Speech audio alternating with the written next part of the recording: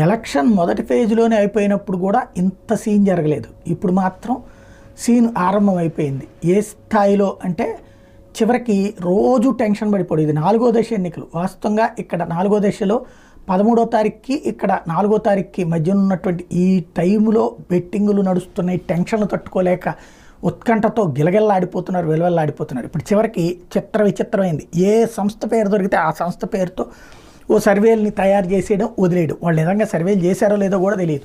ఇన్ని వేల మందిని, అన్ని లక్షల మందిని అని రాసేయడం, ఇవన్నీ జరిగిపోయాయి.